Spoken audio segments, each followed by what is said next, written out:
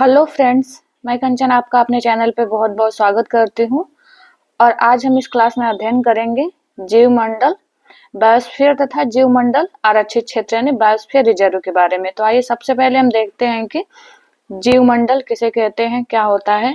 देखिए यहाँ दिया हुआ है कि जो जीवमंडल है पृथ्वी का वह भाग है जहाँ पे हमें परितंत्रों यानी इकोसिस्टम की क्रियाएं चलती हैं। पारिस्थितिकी क्रियाएं जीवमंडल में हमें देखने को मिलेंगी और इसमें 3 प्रमुख आवास होते हैं। जीवमंडल के अंतर्गत हम यदि कहें तो स्थल मंडल, जलमंडल व वायुमंडल, तीनों को हम सम्मिलित करते हैं। तो वही दिया है कि यहाँ पे समुद्री यानी मरीन और गैर समुद्री नॉन मरीन क्षेत्र इसमें शामिल किए जाते हैं। और स्थलीय यानी टेरेस्ट्रियल, जहाँ मानव, पौधे, पशु, पक्षी एवं अन्य जो जीवित प्राणी है जीवन जीने के लिए एक दूसरे पर निर्भर होते हैं, एक दूसरे से क्रिया प्रतिक्रिया करते हुए इनका इसमें हमें ये प्रोसेस देखने को मिलता है जीवमंडल में। एएच स्ट्रॉलर के अनुसार ये कहते हैं कि पृथ्वी के समस्त जीवित जीव तथा वह पर्यावरण जिसमें इन जीवों की पारस्परिक क्रियाएं होती हैं, इनको सबको मिलाकर के हम इसे कहते हैं जीवमंडल यानी बायोस्फीयर। तो ये सब मिल करके क्या करते हैं, जीवमंडल या बायोस्फीयर की रचना करते हैं। आगे हम देखते हैं जीवमंडल आरक्षित क्षेत्र कि जीवमंडल आरक्षित क्षेत्र क्या होता है।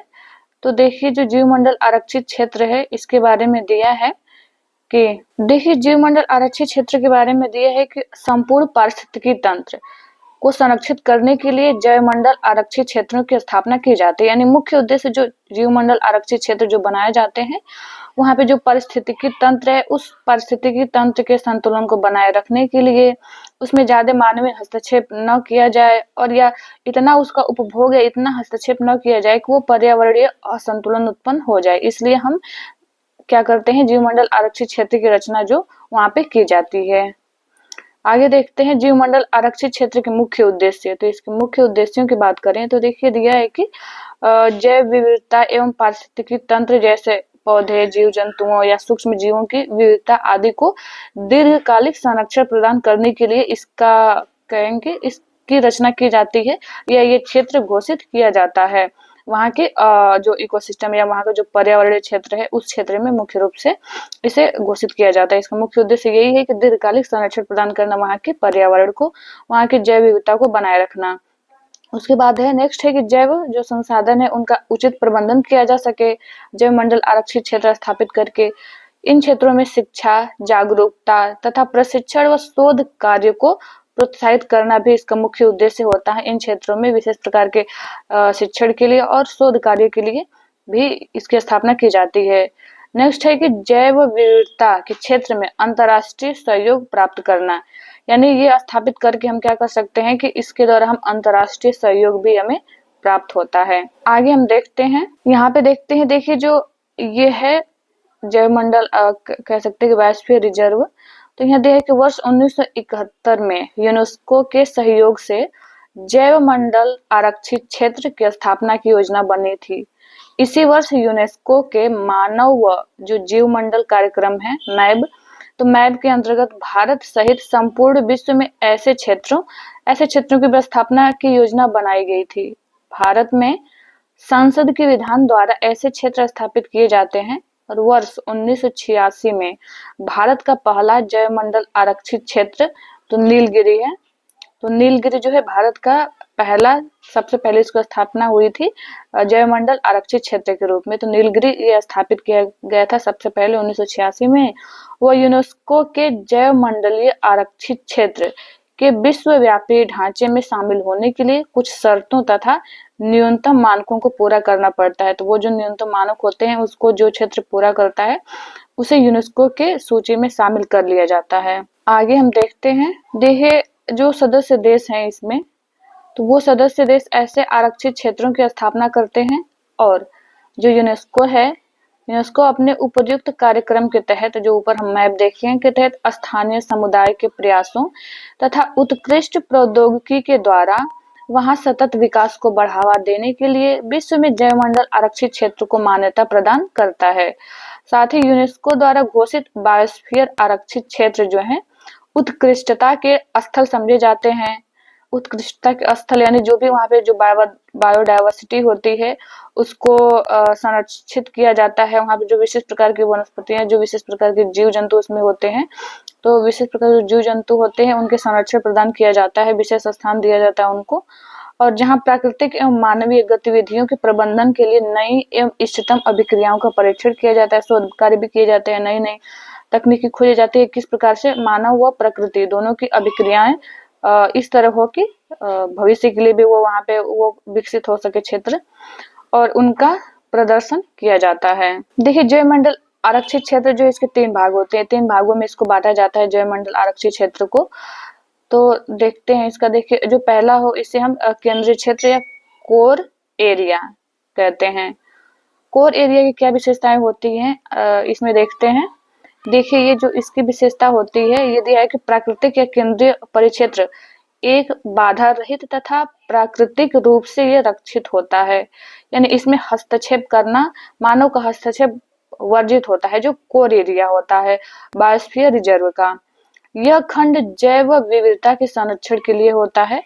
विनाश रहित अनुसंधान कार्य तथा कम हानिकारक क्रियाओं जैसे कि शिक्षा तथा पारिस्थितिकी, पर्यावरण पर शोध कार्य आदि को यहाँ संचालित किया जाता है। यानी यहाँ पे पर्यटन के लिए लोग नहीं आ सकते हैं। ये क्षेत्र सिर्फ होता है अनुसंधान के लिए, अनुसंधान कार्य के लिए, और शिक्षा और वहाँ की जो परिस्थितिकी है, परिस्थितिकी पर्यावरण पे रिसर्च करने के लिए ये क्षेत्र आरक्षित होता है, जो कोर एरिया होती है, जो बायोस्फीयर रिजर्व का केंद्रीय क्षेत्र होता है। दूसरा जो होता है, दूसरा है बफर क्षेत्र, बफर एरिया। तो इसका जो विशेषताएं होती हैं, ये होता है कि यह क्षेत्र केंद्रीय परिक्षेत्र के चारों तरफ से घेरे रहता है, यानी कोर क्षेत्र के बाद हमें देखने को मिलेगा बफर क्षेत्र, दूसरे स्थान पे ये होता है। बिल्कुल केंद्रीय भाग जो होता है वो कोर एरिया हो गया, उसके बाद आता है बफर क्षेत्र। तो ये इसके चारों तरफ होता है और इसका जो प्रयोग होता है सहायक क्रियाओं जैसे कि पर्यावरणीय शिक्षा और मनोरंजन के लिए भी, मूल तथा प्रायोगिक अनुसंधान इत्यादि के लिए किया जाता है। यानी इसमें पर्यटन के लिए मतलब वो रहता है, आज्ञा रहती है कि पर्यटन के लिए लोग इस क्षेत्र में, बफर क्षेत्र में आ सकते हैं। और जो तीसरा इसका क्षेत्र होता है, तीसरा है संक्रमण क्षेत्र, यानी ट्रांजिशन एरिया। ये होता है बिल्कुल बाहर का, बफर जोन के बाद का होता है। देखिए, इसके अंतर्गत दिया है संक्रमण क्षेत्र की जो जैवमंडल आरक्षित क्षेत्र हो गया, आरक्षित क्षेत्र का जो बाहरी भाग होता है, और जो जो बफर क्षेत्र होता है, बफर क्षेत्र के चारों तरफ से घिरे रहता है, ये होता है संक्रमण क्षेत्र। इस परिक्षेत्र में क्या होता है, आरक्षित प्रबंधनों एवं स्थानीय लोगों के मध्य सक्रिय सहभागिता सामंजस्य पूर्व चलती है। यानी इसमें क्या होता है, जो वहाँ के स्थानीय लोग होते हैं उनका हस्तक्षेप रहता है, उनके सक्रिय सहभागिता से इस क्षेत्र का क्रियान्वयन या इनका संचालन किया जाता है। तो ये हमने देख लिया, 3 क्षेत्र हो गए, एक तो हो गया कोर एरिया, फिर बफर एरिया, फिर ट्रांजिशन एरिया। 3 भागों में हम देखते हैं कि बायोस्फीयर रिजर्व क्षेत्र को बांट के आरक्षित किया गया रहता है भौगोलिक रूप से। आगे देखते हैं कि इस कार्यक्रम में जो गैर सरकारी संगठन होते हैं उनको शामिल किया गया रहता है। वह दूर संवेदन जैसी आधुनिक तकनीकों का भी इसमें प्रयोग किया जाता है इस कार्यक्रम के अध्ययन के लिए। और भारत द्वारा अब तक 18 जीवमंडल आरक्षित क्षेत्र स्थापित किए जा चुके हैं।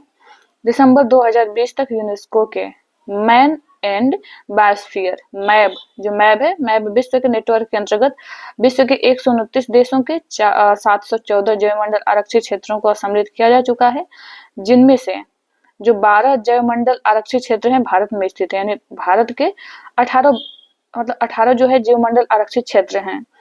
इन 18 जीवमंडल आरक्षित क्षेत्र से 12 जैवमंडल आरक्षित क्षेत्र जो हैं वो यूनेस्को में शामिल हैं। आगे देखते हैं हम भारत के जैवमंडल आरक्षित क्षेत्र जो हैं। तो इन भारत के जैवमंडल जो मुख्य आरक्षित क्षेत्र है इनको हम देख लेते हैं। इसमें देखिए, जो नंदा देवी है, तो नंदा देवी जो जैवमंडल आरक्षित क्षेत्र है इसका स्थान आता है उत्तराखंड में। ये उत्तराखंड में स्थित है, सबको पता होगा नंदा देवी। फिर पंचमढ़ी, तो पंचमढ़ी की जो स्थिति हमें देखने को मिलती है मध्य प्रदेश में। इसकी स्थापना हुआ था 2009 में। आगे हो गया सुंदरबन। सुंदरबन बायोस्फीयर रिजर्व जो है ये है पश्चिम बंगाल में, 2001 में इसकी स्थापना की गई थी। आगे है नीलगिरी। तो नीलगिरी जो है ये है भारत का सबसे पहला जैवमंडल आरक्षित क्षेत्र। ये केरल, तमिलनाडु, कर्नाटक, ये तीनों राज्यों में इसका विस्तार हमें देखने को मिलेगा। और ये इसकी स्थापना हुई थी सन 2000 में इसको स्थापित किया गया था नीलगिरी बायोस्फीयर रिजर्व को। और यही भारत का प्रथम जैवमंडलीय आरक्षित क्षेत्र है नीलगिरी। ये मुख्य तथ्य है नीलगिरी को ध्यान रखने योग्य कि भारत का प्रथम जैवमंडलीय आरक्षित क्षेत्र। आगे हम देखते हैं, यहाँ पे दिया हुआ नोकरेक। नोकरेक जो है ये स्थित है मेघालय में। मेघालय का बायोस्फीयर रिजर्व, ये 2009 में इसकी स्थापना हुई थी। आगे है अमरकंटक व अचानक मार। तो अमरकंटक और अचानक मार को हम देखें तो इसकी स्थिति दोनों की पड़ती है मध्य प्रदेश और छत्तीसगढ़ में। मध्य प्रदेश और छत्तीसगढ़ की दोनों सीमाओं पे स्थित है, हम कह सकते हैं कि।